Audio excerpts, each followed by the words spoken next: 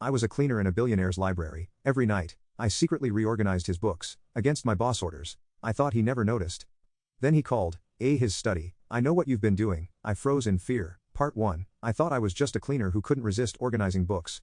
Every night in Mr. Lane's vast library, I dust the shelves and secretly rearrange his collection, leaving little reading suggestions by his chair. Like literary breadcrumbs, I was sure no one noticed my midnight librarianship. Then he called me to his study and said the words that made my blood run cold. I know what you've been doing. In that moment, I knew my life was over.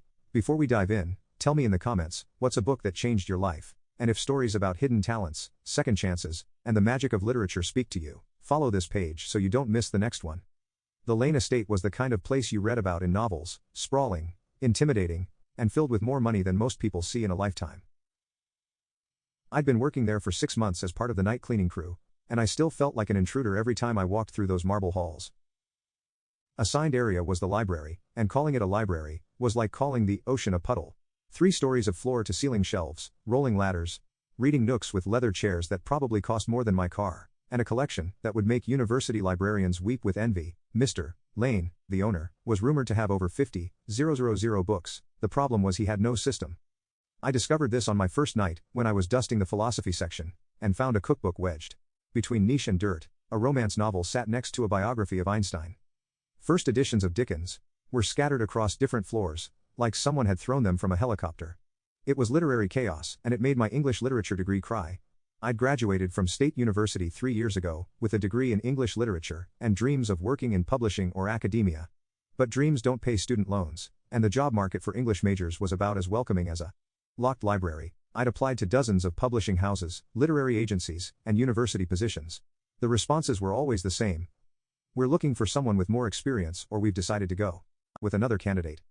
The few interviews I'd gotten had ended with polite rejections and suggestions to keep building your portfolio. Meanwhile, my student loan payments were due every month. My rent wasn't going to pay itself, and my savings account was approaching zero with alarming speed.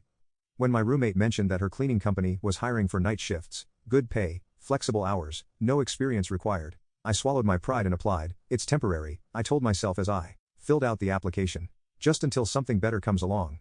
That was 18 months ago. My parents, both working blue-collar jobs, tried to be supportive. You're gaining life experience, my mother would say during our weekly phone calls. And you're still reading, still learning. The right opportunity will come along. But standing in that magnificent library every night, surrounded by more books than most people see in a lifetime, felt like a special kind of torture. Here I was, someone who'd spent 4 years studying literature, who'd written a senior thesis on the evolution of the unreliable narrator, who could discuss the themes in Toni Morrison's work for hours, and I was being paid to dust the spines of books I'd killed to have time to read. The irony wasn't lost on me. I was probably the most overqualified cleaner in the city, working in the most underorganized library I'd ever seen. I tried to ignore it at first. I was there to clean, not to judge a billionaire's organizational skills. But every night, as I dusted and vacuumed around the beautiful disorder, it bothered me more. These books deserved better. They deserved to be found, to be read, to be loved. So, started small. Just moving a few books to where they belonged. Putting all the Shakespeare together, grouping the poetry, creating a small section of contemporary fiction that actually made sense. Then I got bolder. I noticed that Mr. Lane had a reading chair. A massive leather armchair, positioned near the tall windows, with a side table that always held whatever book he was currently reading.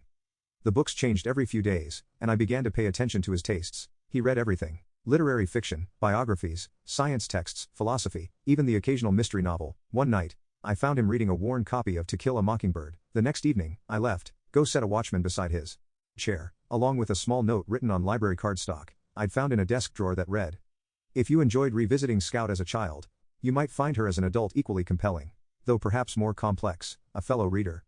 I signed it that way because I didn't dare use my real name. If he complained to the cleaning service, I needed plausible deniability.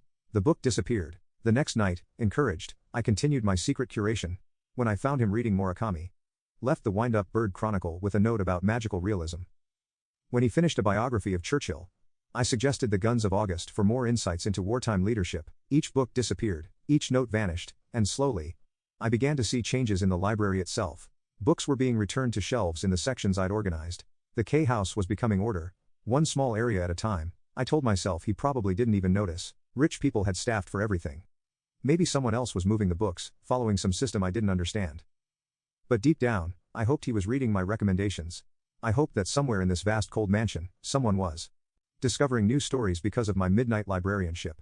Gerard Lane was a legend in the tech world, and a ghost in his own home. I'd been working at the estate for 6 months and had seen him maybe 5 times, always from a distance. He was younger than I'd expected, maybe 45, with dark hair that looked like he ran his hands through it when he was thinking. And the kind of intense focus that made you feel like he could see through walls. The other staff members spoke about him in whispers. And none of it was particularly encouraging. He fired the last librarian for moving a single book without permission, didn't even give her a chance to explain, just had security escort her out. He once made a chef redo an entire dinner party menu because the salad course was served on the wrong plates. The man notices everything and forgives nothing. The stories painted a picture of someone brilliant, but impossible, successful, but isolated. He built a tech empire worth billions, but according to the staff, he trusted no one, and seemed to like even fewer people, which made my secret book organizing feel increasingly dangerous. Every night, as I carefully moved volumes and left my little notes, I imagined the conversation where I'd have to explain myself. Well, Mr. Lane, I know you didn't ask for my opinion, but I thought you might enjoy some Toni Morrison.